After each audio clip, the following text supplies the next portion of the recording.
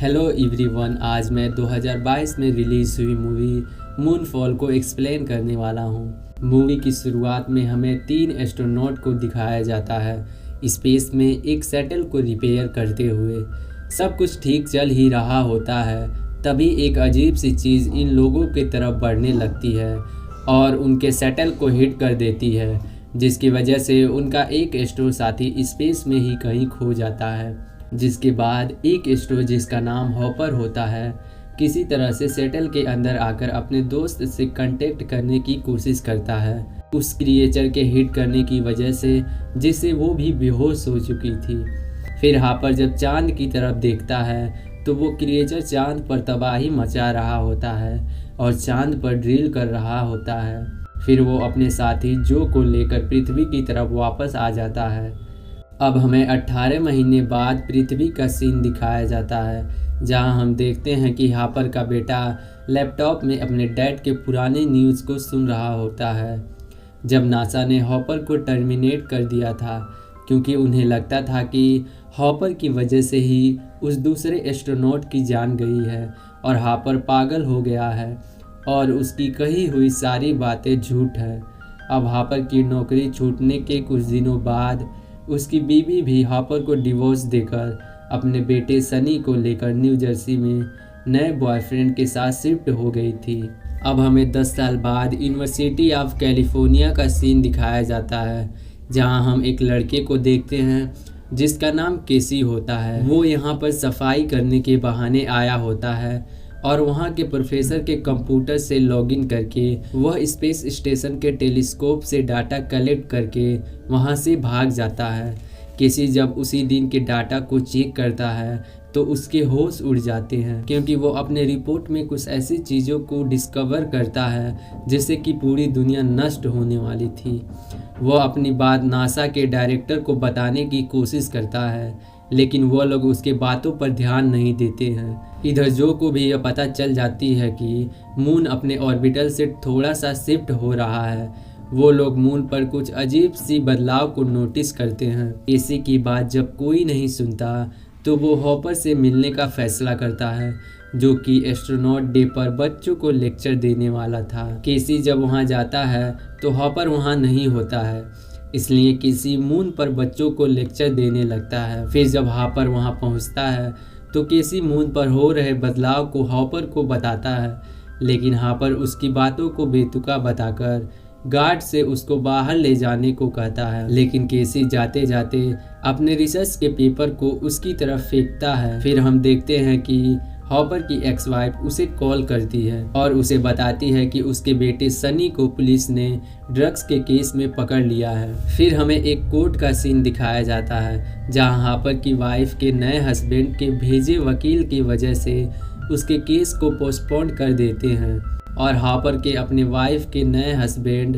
Tank से झगड़ा हो जाता है। अगले सीन में हमें नासा का स्पेस सेंटर दिखाया जाता है, जहां जो अपने सीनियर को बताती है कि हमारे पास 3 हफ्तों का ही समय बचा है, जिसके बाद मून के टुकड़े धरती पर कहर बन के बरसेंगे। नासा के डायरेक्टर उनसे पूछते हैं कि इसे ठीक कैसे किया जा सकता है, जिस पर जो कहती है कि हमें ठीक करने से पहले ये पता करना होगा कि खराबी क्या है, जिसके लिए हमें मून पर जाकर उस होल को देखना होगा कि आखिर उसके अंदर है क्या। इधर जब केसी के बातों को सुनने के लिए कोई तैयार नहीं होता तो वो अपने रिसर्च को ट्विटर पर ट्वीट करके सबको बता देता है कि धरती खत्म होने वाली है, क्योंकि मून अपने जगह से शिफ्ट हो रहा है। जिसके बाद नासा और एक और यूरोपियन एजेंसी दोनों मिलकर प्रोजेक्ट शुरू करते हैं। केसी की ट्वीट हर लोगों के पास पहुंच चुकी है, जिस वजह से दुनिया खत्म होने की वजह से सारे लोग अपने अपने परिवार के साथ पहाड़ों की तरफ जा रहे होते थे। जब ये बात हॉपर को पता चलती है तो वह केसी से मिलने चला जाता है, जहां कुछ लोग केसी का लेक्चर सुनने के बहाने फ्री का नाश्ता खाने आए होते हैं। नासा भी मून पर हो रहे बदलाव को देखने के लिए 3 एस्ट्रोनॉट को वहां भेजते हैं, लेकिन जब वो लोग एक रोवर को उस होल के अंदर भेजते हैं तो उस होल के अंदर से वही खतरनाक क्रिएचर निकलता है और उन तीनों एस्ट्रोनॉट को बहुत बुरी तरह से मार देता है, जो जब अपने स्क्रीन पर देखती है तो बहुत डर जाती है। क्योंकि कोई नहीं जानता था कि आखिर वह चीज़ है क्या। उसे देखने के बाद नासा के डायरेक्टर अपने पोजीशन से रिजाइन करके जो को दे देते हैं, क्योंकि उसे अपना आखिरी वक्त अपने फैमिली के साथ बिताना था। फिर हापर और केसी एक दूसरे से बात करते हैं और हापर केसी के नॉलेज और सोच को देखकर दंग रह जाता है। अब मून हर पल अर्थ की ओर पास आता जाता है। इसी दौरान मून के एक बार फिर से ऑर्बिटल से शिफ्ट होने की वजह से पृथ्वी पर एक बहुत बड़ी सुनामी आ जाती है। पानी इतना भर जाता है कि वह केसी के होटल तक पहुंच जाता है, जो कुछ डाटा को लेने के लिए नासा के टॉप सीक्रेट स्टोर में जाती है, जहां उसे एक साइंटिस्ट मिलता है। वो उसे बताता है कि वह एक एलियन टेक्नोलॉजी है जिसे हॉपर ने पहले भी देखा था, लेकिन उन लोगों ने उस बात को छुपाने के लिए उसे पागल करार देकर नौकरी से निकलवा दिया था। वह उसे यह भी बताता है कि उस टेक्नोलॉजी को रोकने के लिए ZX7 नाम के एक प्रोजेक्ट को चलाया गया था, लेकिन बजट ज़्यादा होने की वजह से उसे बंद कर दिया गया। यह सब अपोलो 11 के लैंडिंग के बाद से ही पता चल गया था, पर नासा उसे कवर अप कर रही थी। वो साइंटिस्ट उसे कहता है कि अब हम कुछ नहीं कर सकते। दूसरी तरफ मिलिट्री चीफ डग, जो कि जो के पति भी हैं, मून पर न्यूक्लियर अटैक करने का प्लान कर रहे थे। इस पर जो कहती है कि अगर ऐसा हुआ तो मून के टुकड़े अर्थ पर भी गिरेंगे और दुनिया तबाह हो जाएगी। लेकिन वो लोग जो की बातों पर ज़्यादा गौर नहीं करते और उसकी बातों को नहीं मानते। फिर जो क्या करे, अपने बेटे को एक एयर टिकट सौंप कर उसके डैड के एक मिलिट्री बंकर में ले जाने के लिए कहती है और अपने हस्बैंड से फ़ोन पर ZX7 के बारे में पूछती है। फिर हम देखते हैं कि हापर को कुछ लोग ज़बरदस्ती लेने उसके घर में घुस जाते हैं। इस पर हापर कहता है कि केसी भी मेरे साथ चलेगा। वो लोग उसे जो के पास लेकर जाते हैं, जहां उन तीनों एस्ट्रोनॉट के साथ हुए उस हादसे के वीडियो को दिखाया जाता है। केसी कहता है कि यह जो कुछ भी है मेगा स्ट्रक्चर के पावर के साथ छेड़खानी कर रहा है। केसी का मानना था कि मून को एलियन ने बनाया है, तो अब जो केसी को पागल समझती है। जो हापर से कहती है कि मुझे दुनिया को बचाने के लिए तुम्हारी ज़रूरत है और मैं नासा का डायरेक्टर होने के नाते तुम्हें अपनी नौकरी वापस लौटाती हूँ। लेकिन हापर कहता है कि मैं इसे एक ही शर्त पर करना चाहूँगा, जब तुम मेरे बेटे को छुड़वा दोगी। नेक्स्ट सीन में हम देखते हैं कि हापर और जो एक म्यूजियम से पुराने सेटल को निकालकर उसकी मरम्मत करवाते हैं। वहाँ मिलिट्री के कुछ लोग भी आते हैं। वह उन्हें चांद पर ले जाकर अटैक करने के लिए एक बम भी देते हैं। हापर सारे लोगों को अपना प्लान बता देता है कि हम लोग मून पर जाकर इलेक्ट्रॉनिक एक्सीलेटर के जरिए उस नैनो पार्टिकल क्रिएचर को बाहर निकालेंगे। जैसे ही वह बाहर आएगा हम उसे बम से उड़ा देंगे।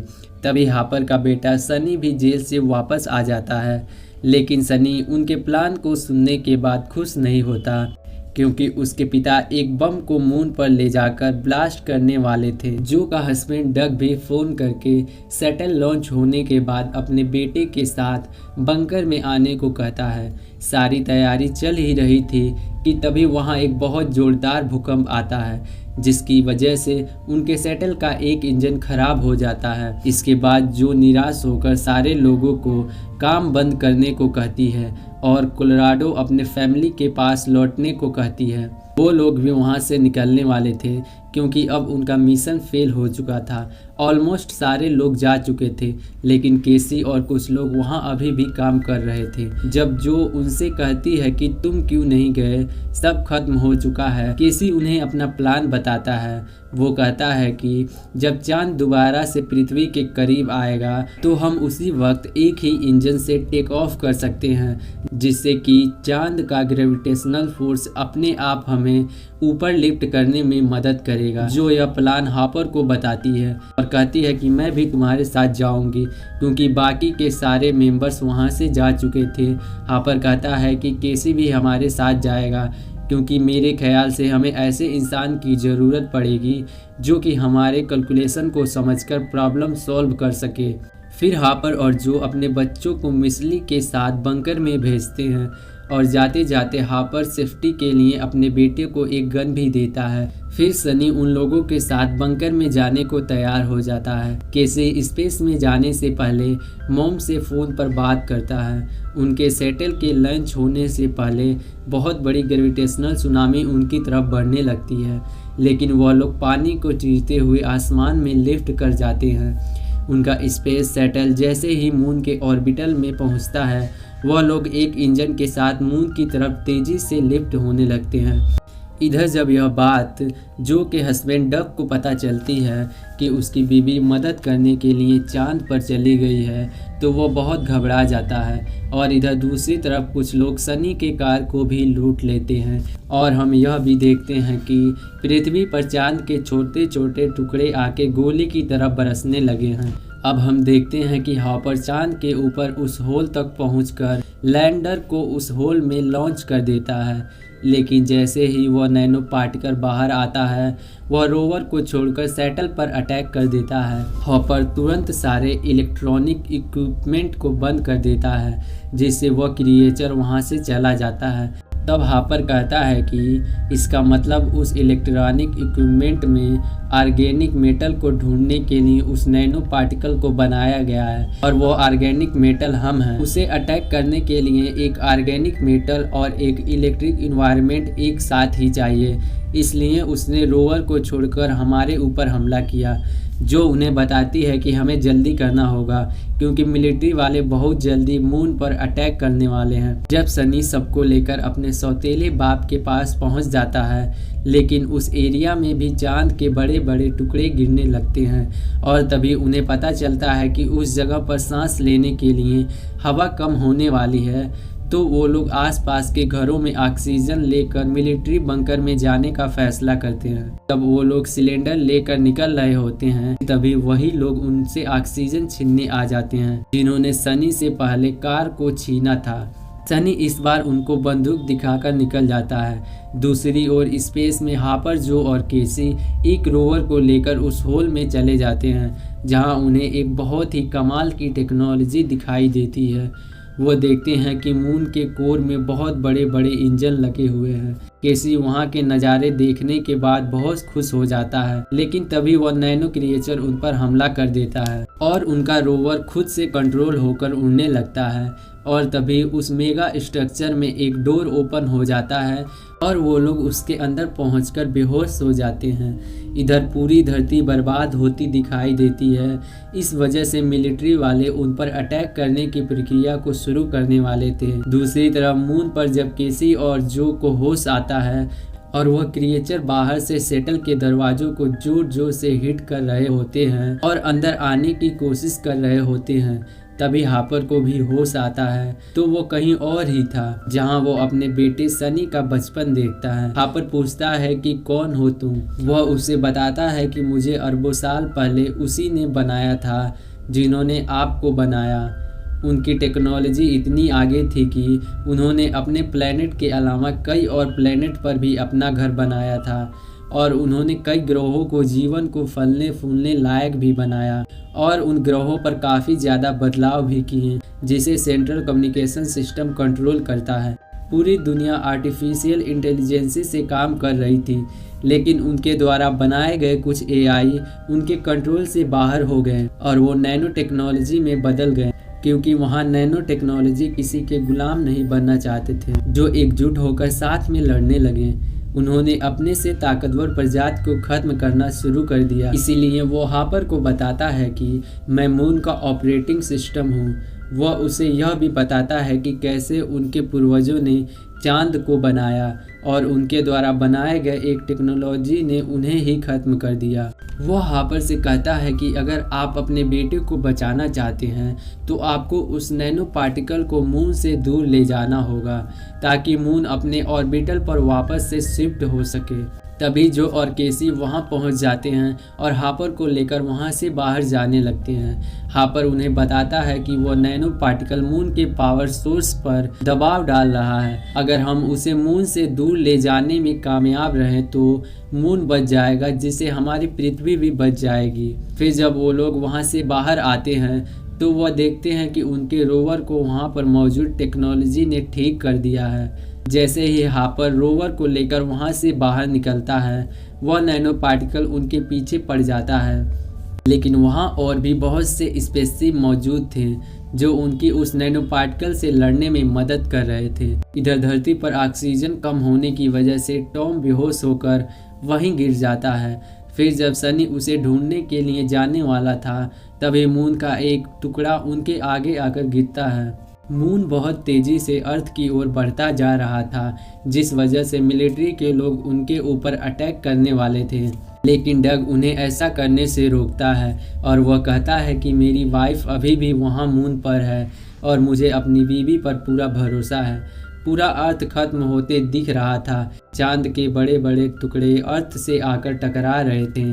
इधर अब स्पेस में हापर जो से कहता है कि तुम दोनों रोवर को लेकर यहाँ से निकल जाओ, मैं बम को तैयार करके लैंडर के साथ यहीं रुकूंगा। वो केसी को लैंडर में जाकर बम तैयार करने को कहता है, जिसके बाद से केसी उस लैंडर में चला जाता है और लैंडर को अंदर से लॉक करके कहता है कि मैं यहीं रुकूंगा। वो हॉपर से कहता है मेरी मॉम का ख्याल रखना और उनसे कहना कि उनका बेटा नकारा नहीं था। और फिर केसी लैंडर को रोवर से अलग कर देता है और जैसे ही वह क्रिएचर लैंडर के करीब आता है तो केसी बॉम्ब को ब्लास्ट कर देता है, जिससे बेचारा केसी उन नैनो टेक्नोलॉजी के साथ साथ मारा जाता है और मून फिर से अपने ऑर्बिटल पर लौटने लगता है। जो रोवर को लेकर उस होल से बाहर निकल आती है। अब फाइनली सब कुछ नॉर्मल हो गया था। हापर और जो भी धरती पर वापस लौट आए, वो दोनों अपने बच्चों से मिलकर बहुत खुश होते हैं। मूवी के एंड में हम देखते हैं कि केसी मरने के बाद मून के उस टेक्नोलॉजी का हिस्सा बनकर हमेशा के लिए अब वही रहने वाला है। दोस्तों, उम्मीद करता हूँ कि आपको यह मूवी अच्छी लगी हो।